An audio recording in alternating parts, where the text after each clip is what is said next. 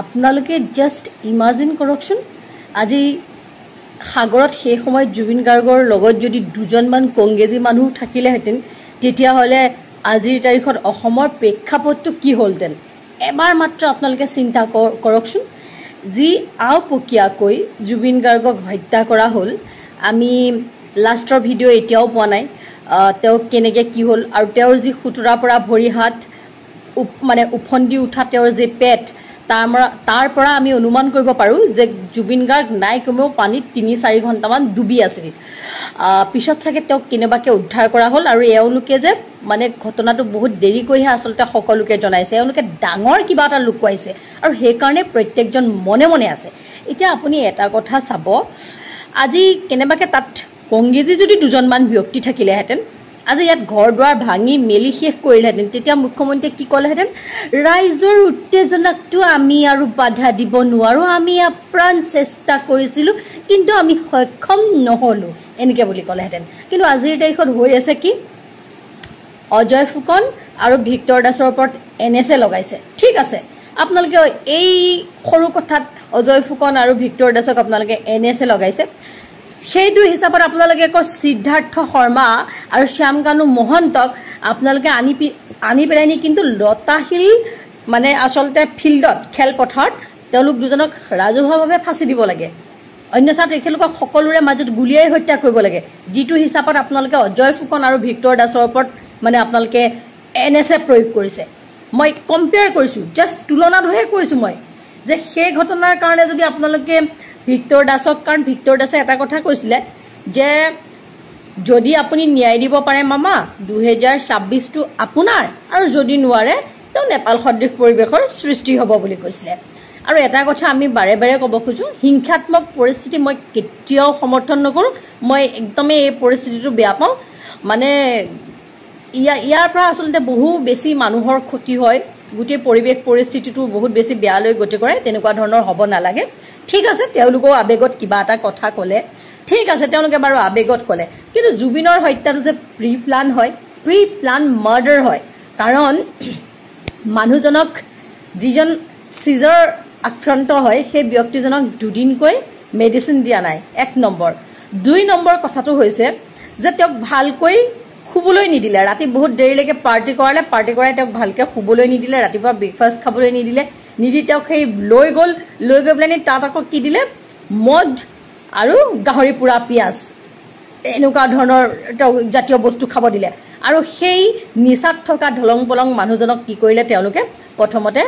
Life jacket পিন্ধি পেলাই সাঁতুৰিবলৈ দিলে তাৰপিছত উচতাই মানুহজনক লাইফ জেকেট মানে নিপিন্ধাকৈ খালী গাৰে মানুহজনক সাঁতুৰিবলৈ দিলে ইমান এজন ক্লান্ত মানুহক তেওঁলোকে যে তুলি ধৰিব লাগে ফুচুলাই মেলি যে তেওঁলোকে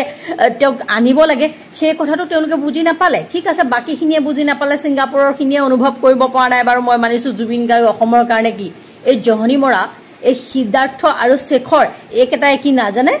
আৰু এই যে শ্যামকানুৱে যে ফুচুলাই ইয়াৰ পৰা যে নগ'লে মানে ছুইচাইড কৰিম বুলি নিলে তো নি পেলাই জুবিন গাৰ্গক কেনেকুৱা ট্ৰিটমেণ্ট দিব লাগিছিলে সেই কথাখিনি কি নাজানিলে এটা ডাঙৰ ষড়যন্ত্ৰ আছে জুবিন গাৰ্গ কাৰ কাৰণে বহুত ডাঙৰ বেছি প্ৰত্যাহ্বান সেই কথাটো আমাৰ বতৰ বিজ্ঞানীসকলে খুব ভালকৈ জানে সোনম ৱাংচুকৰ ওপৰত NSA লগাই তেখেতক জেলত দিছে পুলৱামা পেহেলগাম এইবোৰ নিৰ্ধাৰিত মতে এইবোৰ গোটেই দুৰ্ঘটনাবোৰ সংঘটিত হৈ আছে গতিকে আমি কেলে ভাবি নলওঁ ইমানখিনি ঘটনাৰাজি আমি দেখি আছোঁ ইমানখিনি ঘটনাৰাজি দেখাৰ পিছত আমি কি নাভাবিম নেকি যিখন ৰাজ্যত কা আন্দোলনে এনেকুৱা এটা ৰূপ লৈছিলে পুনৰ 10 বছৰ বৃদ্ধি কৰা হৈছে কাৰ আৱাজ বাঢ়ি যাব পাৰে সেই আৱাজটোৰ বাবে কাৰ ক্ষতি হ'ব পাৰে আমি কি বুজি নাপাওঁ নেকি ইমান কোনোতো মূৰ্খ নহয় সবৰে কথাবোৰ সবেও বুজি পাইছে সবৰো কিন্তু ইয়াৰ পৰা ইয়াতে আছে কিন্তু এইকণ উলিয়াই দিবলৈ মানুহে ভয় খাইছে কিয়নো NSA লগাই দিব কিন্তু হ'ল বুলি আপোনালোকে এবাৰ কথাটো ভাবকচোন আজি শ্যামকানু মহন্ত একদম ডাইৰেক্ট বিজেপিৰ লগত পুৰাই তেওঁ উতঃপুতঃ সম্পৰ্ক তেওঁ বহুত ভাল তেওঁ ফটোৱে কয় তেওঁ গোটেই কথা কাণ্ড কাৰখানাই কয় তেওঁৰ গোটেই আজি আমাৰ মাননীয় সভাপতি গৌৰৱ গগৈ ডাঙৰীয়াও কৈছে যিমান আপোনালোকে নৰ্থ ইষ্ট ফেষ্টিভেল দেখিছে চবত খালি বিজেপিৰ মন্ত্ৰী চন্ত্ৰী চব তাত কিন্তু কোনো কংগ্ৰেছী মানুহ নাই আৰু কেনেবাকৈ যদি তাত কংগ্ৰেছী মানুহ থাকিলেহেঁতেন আজি আপুনি চালেহেঁতেন অসমৰ পৰিৱেশ আৰু পৰিস্থিতি সঁচা কথা ক'বলৈ আমি ভয় নকৰোঁ, কাৰণ কোনোবাই নহয় কোনোবাই সঁচা কথা ক'বই লাগিব। ইমান পাক লগা ঘৰুৱা কথা আচলতে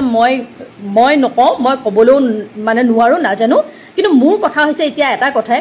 সৰু সৰু কথাত এই ল'ৰাবোৰক যেনেকৈ মাৰিছে, এই থানাত লৈ গৈছে, সৌৰভক নিলে, আপোনাৰ গোলাঘাটৰ নে ক'ৰ কি আছিলে মই নামটো তাৰ পাহৰি গৈছোঁ, কিবা সৌৰভ আছিলে,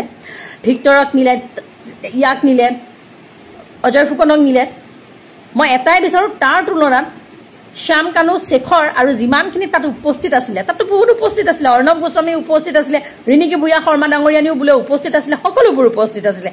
য'ত মুখ্যমন্ত্ৰীৰ পত্নী উপস্থিত থাকে আৰু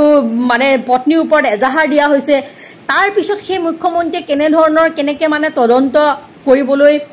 SIT গঠন কৰি দিছে আমি বুজি নাপাওঁ। সেয়া তদন্ত কিমান ফলপ্ৰসূ হ'ব সেয়াও আমি বুজি নাপাওঁ। এয়া অসমৰ ৰাইজে বিচাৰ আৰু বিশ্লেষণ কৰিব। মই জাষ্ট মনলৈ অহা কথাকেইটা মই ব্যক্ত কৰিছোঁ, কাৰণ ইমানখিনি কথা জনা বুজাৰ পিছত আমি কথাখিনি ইমান মানে পেটত এনেকৈ লৈ থাকিবলৈ মোৰ ইমানখিনি সক্ষমতা নাই, মই ইমান পেটত ধৰি থাকিব নোৱাৰোঁ। মোৰ কথা হ'ল ন্যায় যদি দিব লাগে, যদি কৰিব লাগে, সকলোৰে ক্ষেত্ৰত সম ন্যায় হ'ব লাগে। কাৰোবাক উঠোৱা, কাৰোবাক নমোৱা, সকলো কথা জানি বুজিও কাৰোবাক ঢিলাই দিয়া, এইবোৰ ব্যৱস্থা আচলতে মই ভাল নাপাওঁ। কাইলৈও যদি এনেকুৱা মানুহক হত্যা কৰাৰ দৰে চূড়ান্ত অপৰাধ যদি আমিও কৰিব লগা হয়, আমাৰ ওপৰতো যি ব্যৱস্থা ল'ব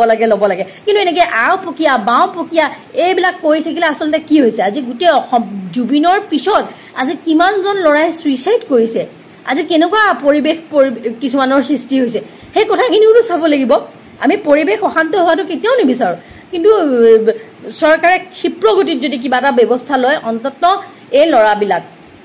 উঠি অহা ল'ৰাবিলাকে ছুইচাইড নকৰিব। সান্তনা বাণীটো দিয়াটো মুখ্যমন্ত্ৰীৰো দায়িত্ব আৰু কৰ্তব্য। আৰু মুখ্যমন্ত্ৰীয়ে যদি অপৰাধীক যদি পূজা খাবলৈ সুবিধা দিয়ে আৰু মানে ইমান তেখেতলোকক লেহেমীয়া কৰি সময় দি আছে, সেইটোত কিন্তু আমি তাজ্জুব হৈছোঁ। অজয় ফুকনহঁতৰ ক্ষেত্ৰতো দেৰি কৰা নাই,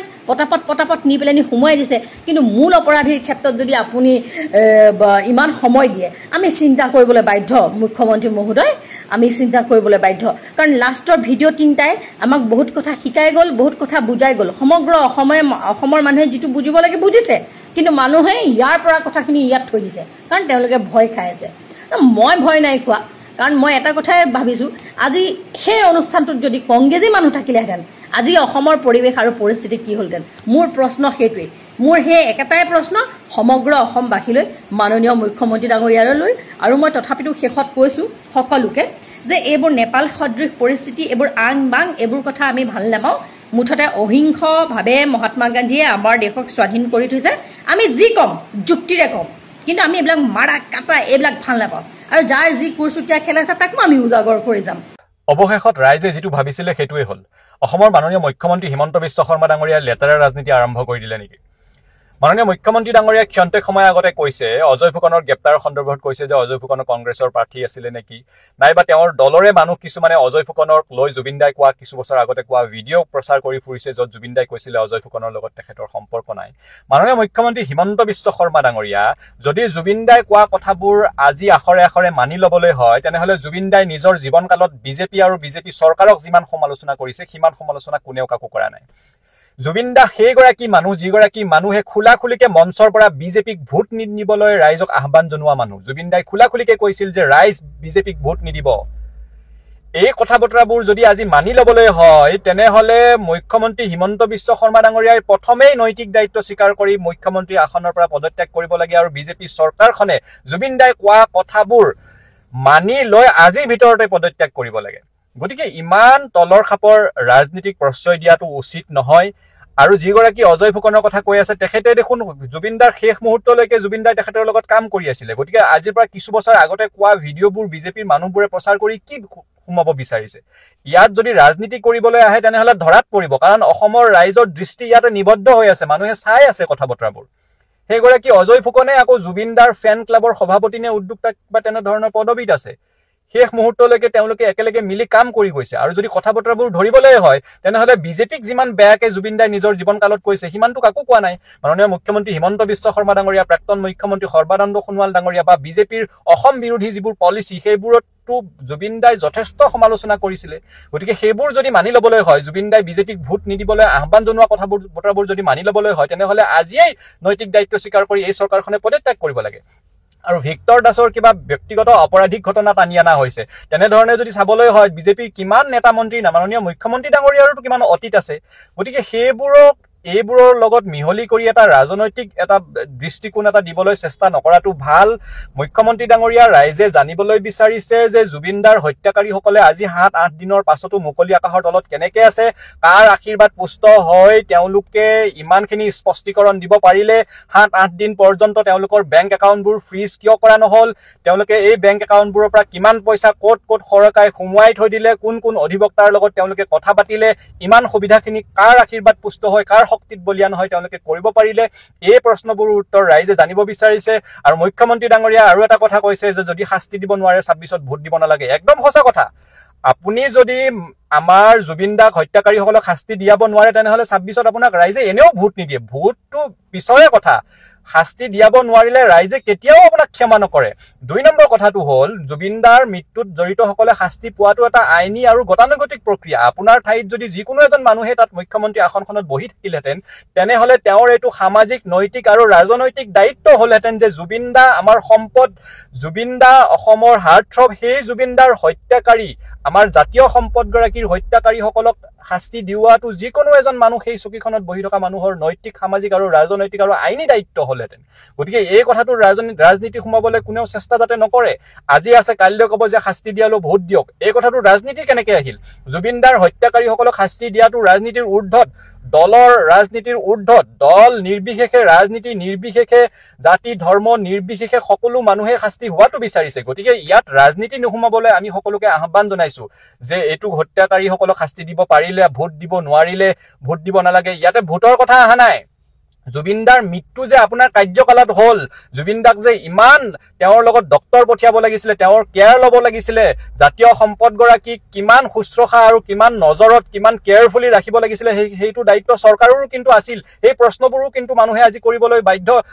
বাধ্য হ'ব কাৰণ এইবোৰ কথা যদি আহে ৰাজনীতি যদি ইমান লেতেৰাকে সোমোৱাই দিয়া হয় তেনেহলে মানুহে প্ৰশ্ন কৰিব যে জুবিনদাৰ কেয়াৰ কিমান লৈছিলে এখন চৰকাৰে সেইবোৰ প্ৰশ্ন ৰাইজে কৰা আৰম্ভ কৰি দিব গতিকে এই বিষয়টোত ৰাজনীতি নোসোমাবলৈ সকলোকে আহ্বান জনাইছো সকলো পক্ষকে আহ্বান জনাইছো জুবিনদাৰ মৃত্যুত জড়িতসকলে শাস্তি পাবই লাগিব এই বিষয়টো ৰাজনীতিৰ ঊৰ্ধত ইয়াতে ৰাজনীতি কোনো এটা দলে ইয়াতে ৰাজনীতি সোমোৱাটো উচিত নহয় আৰু অতীতৰ কথাবোৰ যদি আনিবলৈ হয় তেনেহলে আটাইতকৈ বেছি জুবিনদাই বিজেপিক বেয়াকে কৈছিলে সেই কথাটো সকলোৱে মনত ৰখা উচিত গতিকে আমি একেমুখে সদায় কৈ আহিছো যে হত্যাকাৰীসকলক এতিয়াও সময় আছে ধৰক আৰু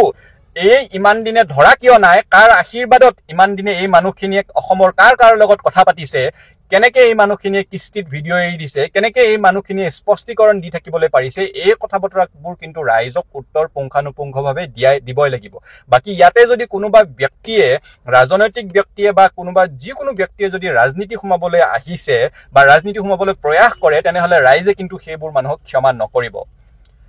আৰু এটা কথা যেহেতু মুখ্যমন্ত্ৰী এটা স্পষ্ট ধাৰণা এটা দি দিছে যে মোৰ কোনো সম্পৰ্ক নাই প্ৰথম কথাটো যে প্ৰাইডিছ এণ্টাৰটেইনমেণ্ট লিমিটেডৰ পৰা আদি কৰি ৰিনিকি ভূঞা গোল্ডেন থ্ৰেডছৰ দৰে এটা কোম্পানী যি মুগাৰ ব্যৱসায়ৰ লগত জড়িত ফেশ্বন শ্ব' নৰ্থ ইষ্ট ফেষ্টিভেলত যি ছিংগাপুৰত হৈছে তাত ৰিনিকি ভূঞা ফেশ্বন শ্ব' চলি আছে জুবিন গাৰ্গৰ মৃত্যুৰ পিছতো নৰ্থ ইষ্ট ফেষ্টিভেল বন্ধ নহ'ল এইটো কেনেকুৱা ধৰণৰ কমোডিটি ব্যৱস্থাৰ কথা এইটো এটা পুঁজিবাদী ব্যৱস্থাৰ কথা কমৰেড জুবিন দাই যেতিয়া কৈছিল যে সাধাৰণভাৱে যেতিয়া তেওঁ কৈছিল যে মানুহৰ কথা চিন্তা কৰিব লাগে যদি মৃত্যুৰ পিছত নৰ্থ ইষ্ট ফেষ্টিভেল তেওঁলোকে চলাই আছে ৰিনিকি ভূঞা ফেশ্বন শ্ব' তাত চলি থাকিব পাৰে তেন্তে মই বুকুত ডাঠ কৰি কম তেন্তে প্ৰাইডিছ এণ্টাৰটেইনমেণ্ট লিমিটেডৰ লগত চামকানু মহন্তৰ যি ট্ৰাষ্ট আছে কালচাৰেল ট্ৰাষ্ট আছে তাৰ তদন্ত হওক সকলো তদন্ত হওক তেওঁলোকৰ কলা বগা টকাৰ তদন্ত হওক আচলতে কি তেওঁলোকৰ লগত সম্পৰ্ক আছে সেইসমূহ তদন্ত হওক স্পষ্টভাৱে আমি কৈছো আমি এটা সাধাৰণ ছাত্ৰ ছাত্ৰী কিন্তু আজি পৰহি যদি আমি সঁচা কথা কোৱাৰ বাবে কাইলৈ যদি জেললৈ লৈ যায় আমি যাবলৈ সাজু আছো কিন্তু ৰিনিকি ভূঞাৰ যি গোল্ডেন থ্ৰেডছ অফ ইণ্ডিয়া বা এই গোল্ডেন থ্ৰেড যি মুগাৰ যি পুঁজিবাদী ব্যৱসায় সেই ব্যৱসায়ৰ লগত চামকানু মহন্তৰ বহুত এটা দীঘলীয়া সম্পৰ্ক আছে আৰু তেওঁলোকে যদি ফেশ্বন শ্ব' আজি নৰ্থ ইষ্ট ফেষ্টিভেলত ইমান দিনে কৰি আছে বা প্ৰতিটো ফেষ্টিভেলে ৰিনিকি ভূঞাক আমি দেখিবলৈ পাওঁ তেনে কি যুক্তিত হিমন্ত বিশ্ব শৰ্মাই ক'ব পাৰে যে তাত তেওঁলোকৰ কোনো সম্পৰ্কতা নাই তেন্তে স্পষ্টৰূপে তেওঁ এইখিনি কথাটো স্পষ্টতা প্ৰদান কৰক এতিয়া তেওঁলোকে টুইটাৰ তেওঁ